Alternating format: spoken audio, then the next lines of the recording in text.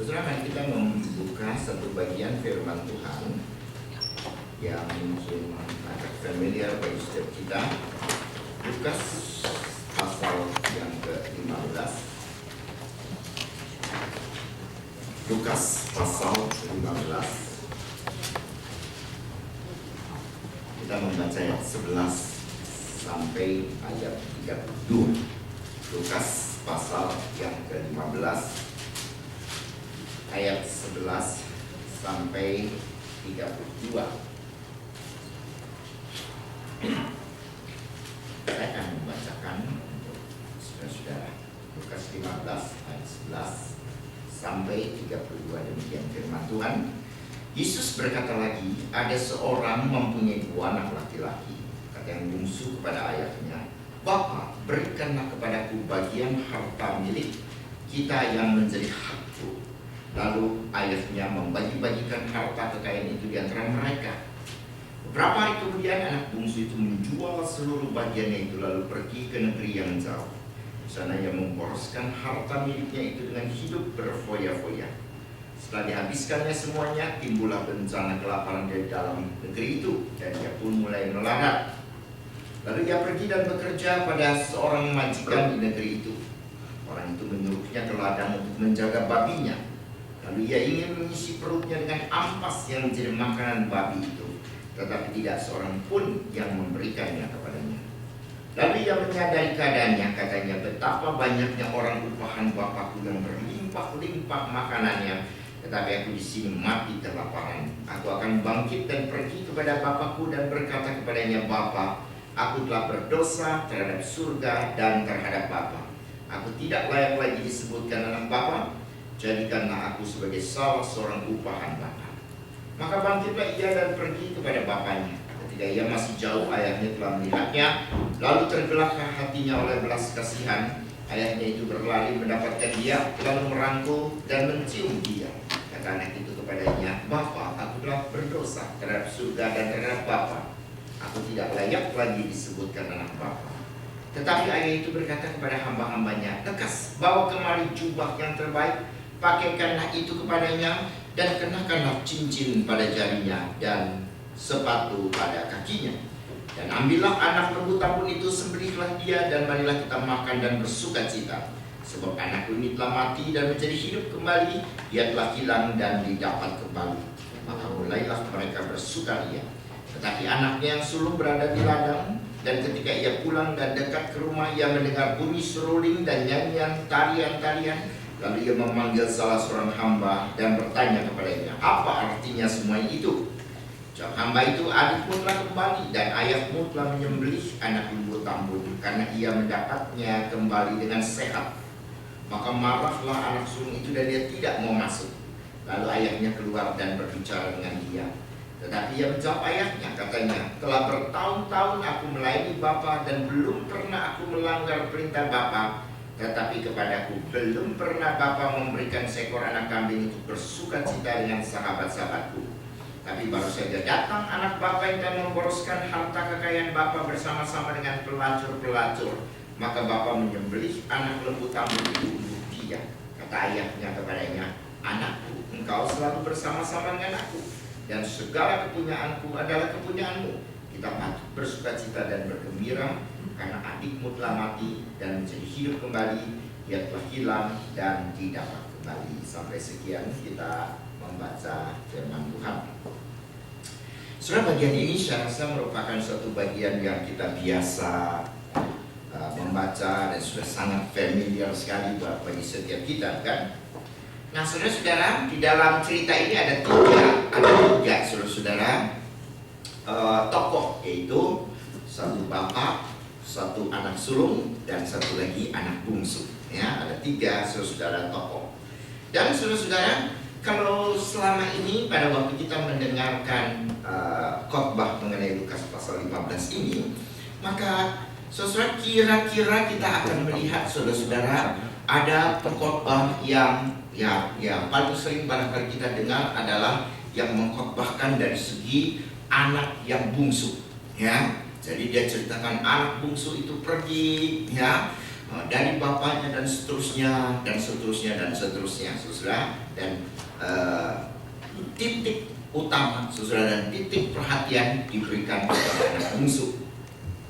Tapi saudara, ada juga beberapa orang pengkhotbah barangkali saudara yang tidak melihat anak bungsu dari segi saudara-saudara pemberontakan dia kepada Bapa.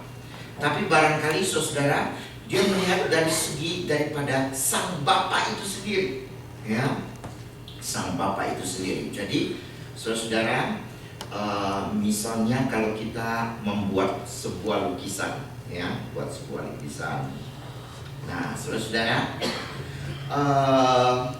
kalau kira-kira kita melukis, ya, kira-kira kita melukis Lukas pasal 15 ini, kira-kira saudara akan lukis gimana? Ini tanya saudara. Jadi kalau tanya dijawab. Oke? Kalau saudara melukis, ya, mau melukis anak yang hilang, ya. Nah, pada waktu saudara melukis, saudara kira-kira lukis gimana? Jangan 10 biji ya, dijejer gitu ya. Itu namanya film, saudara. Ini lukisan, ya, satu lukisan akan berbicara, begitu kan? Saudara lukis gimana kira-kira? Ya, saya ngerti saudara nggak bisa lukis, nggak apa-apa ya, kan saya nggak suruh gambar. Tapi kira-kira saudara mau letakkan bagaimana, begitu? Lukisan, kira-kira saudara mau bikin gimana? Hah? Lagi kembali kepada Bapak. Oh, oke. Ya, satu pelukis dari negeri Belanda, ya, saya lupa ya namanya. Kalau saya lupa, saudara juga pasti nggak ingat. Siapa? Saudara tahu nggak? Ada satu pelukis yang sangat terkenal dari Belanda, pakai R. Rembrandt. Ruben, kayak Rembrandt ya. Nah, salah satu deh, pokoknya saya juga nggak tahu lah ya. Tapi dia melukis begini, lukisannya kalau tidak salah saudara ada di Rusia jadinya ya sekarang ini, ya. Dia melukiskan begini saudara, ya, seperti Pak tadi mengatakan, ya. Jadi dia menggambarkan anak bungsu itu datang, ya. Jadi saudara, lukisan itu menggambarkan bapaknya itu duduk. Ini kurang Alkitabiah, bapaknya yang lari kok begitu ya. Nah, ini bapaknya duduk, lalu anaknya itu datang saudara, ya, lalu berlutut di pangkuan daripada bapak. Saudara bisa bayangin ya, kira-kira ya. Lalu saudara, dia kan pelukis sangat terkenal sekali bukan? Maka saudara, dia bisa gambarkan anak bungsu itu botak, begitu kan? Ya, botak. Kenapa dia gambar botak saudara? Sungguh mati nggak tahu, betul nggak ya? Nah saudara, dia gambarkan botak karena pada waktu itu, pada waktu zaman si pelukis itu, saudara, orang-orang yang botak itu, tapi sampai sekarang masih ada ya, adalah orang-orang narapidana. Ya, jadi dia gambarkan ini loh, ini anak yang apa namanya, anak bungsu ini adalah orang berdosa nih. Ya, dia gambar, saudara, dengan apa? Yang botak, lalu baju yang tembel-tembelan, begitu kan? Nah, saudara, ini bapaknya, ini anak bungsunya yang berlutut, saudara. Lalu di sini ada pegawai daripada bapaknya satu, saudara. Lalu kemudian ada anak sulung dia gambarkan, dan anak sulung itu mengering melihat anak itu dengan pandangan yang menghina. Nah, saudara, itu pelukis yang sangat sangat terkenal, dan dengan lukisannya dia berbicara, saudara. Ya, nah saudara, tapi memang betul dia mengambil di situ tetap dia mengambil yang paling utama adalah tokoh daripada si anak itu bukan datang kepada Bapak. Tapi ada satu lukisan yang kira-kira abad ke-13, tidak diketahui barangkali siapa, cuma lukisannya dia masih kita punya, saudara. Dia menggambarkan begini. Kalau saudara melukis ya, atau tentu saudara motret misalnya kan ya, hal yang penting itu mesti mengambil bagian terbesar daripada potret itu. Saudara bisa memotret satu orang ya, nggak mungkin saudara potret kecil sekali ya, pohonnya gede begitu kan. Jadi saudara mau potret apa sih? Mesti tentukan. Mau potret orang, oke, potret orangnya dengan besar. Kenapa orangnya kecil sendiri? Pohonnya besar, begitu kan? Jadi fokusnya tidak jelas, bukan? Nah, saudara begitu juga melukis. Pada waktu dia melukis, saudara, bagaimana dia lukis? Dia lukis begini, saudara. Saya rasa barangkali saudara mungkin pernah lihat juga ya, barangkali lukisannya. Saudara, dia gambarkan muka daripada bapaknya itu. Nah, saudara, dia gambarkan muka daripada bapaknya itu. Jadi, saudara, hampir daripada seluruh lukisan ini, ya, muka bapaknya itu mengambil kira-kira lebih daripada setengah daripada kanvas itu. Ya, wajah daripada sang bapak yang melihat kejauhan, dan dari kejauhan saudara kecil sekali saudara sang anak sedang berjalan. Ya, jadi lukisan ini menggambarkan bukan sang bapak lihat anak.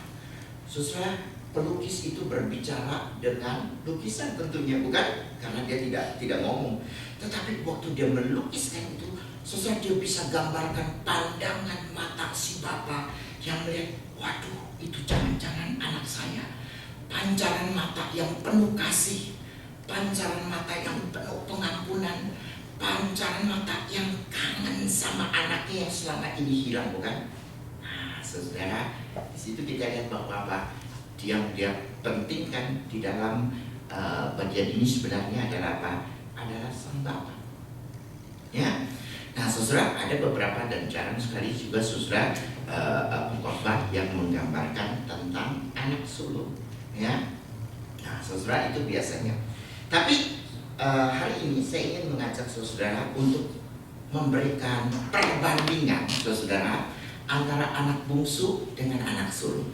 Ya, perbandingan saudara antara anak bungsu itu dengan anak sulung. Ya, nah, saudara, pada waktu kita bandingkan saudara anak bungsu dengan anak sulung. Nah, boleh dapat kita katakan bahwa anak bungsu itu betul-betul willfully sin. Dia berdosa, saudara, willfully, sungguh-sungguh dengan keinginannya dia memang berdosa. Jadi dia datang kepada bapaknya, ya, Bapak, bagi harta yang menjadi warisan saya. Nah, saudara-saudara, saya rasa di dalam kebanyakan kebudayaan, saudara, kalau anak datang minta warisan kepada bapak, sedangkan bapaknya belum mati, ya, kira-kira kalau saudara, ya, anakku datang, Pak, ayo bagi warisan, kira-kira kamu senang apa enggak? Wah, anakku pinter nih, dari kecil udah cari duit gitu, atau gimana? Nah, kira-kira gimana? Kamu rasanya apa? Senang? Senang enggak? Rasa apa? Rasa sebel, kurang ajar, bukan main, bukan? Rasa gitu enggak? Enggak? Ya sudah, kalau enggak juga enggak apa-apa sih. Anakmu kan, bukannya anakku toh. Tapi begini saudara, ya, dalam culture, kalau orang tua belum meninggal, lalu kita sudah minta, ya, kita sudah minta warisan, itu anak kurang ajar. Kenapa? Karena saudara, pada waktu dia minta, saudara, pada waktu dia minta warisan, seolah-olah dia sebenarnya ngomong apa? Aduh, Pak, tak tunggu-tunggu kue, kapan mau mati ya? Begitu kan? Aduh, aku udah gak sabar deh nungguin. Sudah bagus saja, udah bagi sekarang aja uangnya ke aku. Begitu kan? Sebenarnya dia nyumpahin tuh orang tua mati. Kurang ajar nggak? Kurang ajar, bukan? Ya? Saya nggak tahu udah kamu kalau udah di Amerika udah terlalu liberal, jadi anak udah bisa minta duit kali ya. Tapi di dalam kebiasaan saya rasa orang Tiongkok misalnya, saudara, tidak ada bisa begitu. Itu adalah satu anak kurang ajar luar biasa. Sebelum orang tua mati sudah minta. Cuma memang orang tua zaman sekarang, saudara, sudah lebih praktis, ya, karena negara juga kadang menyusahkan pemberian warisan, sehingga banyak orang tua juga sudah mengatur, ya, jadinya. Nah, itu lain lagi, bukan? Itu orang tua yang mau memberikan, meskipun dia belum mati, dia sudah bagikan. Lo dapat ini, lo dapat ini, lo dapat ini. Kalau mau berantem nanti kalau gue udah mati, begitu kan? Saudara, pokoknya dibagi begitu. Nah, saudara, tapi itu si anak bungsu, bukan? Dia dapat uang. Sudah dapat uang, dia pergi keluar. Dan Alkitab mencatat dia pergi jauh. Kenapa? Supaya bapaknya jangan turun campur. Kalau cuma pindah ke tetangga, lalu udah bikin pesta-pesta, mungkin bapaknya datang, anak jangan pesta melulu, kerja deh, gitu kan? Nah, justru dia keluar dari bapak, kenapa? Sang bapak cerewet toh, betul nggak? Ya, wah soal mau ini nggak boleh, mau itu nggak boleh, mau itu, maka aku pergi jauh. Ya, I'm free. Ya, saya bebas, saya boleh melakukan segala sesuatu yang saya mau. Saya pesta-pesta, saya foya-foya.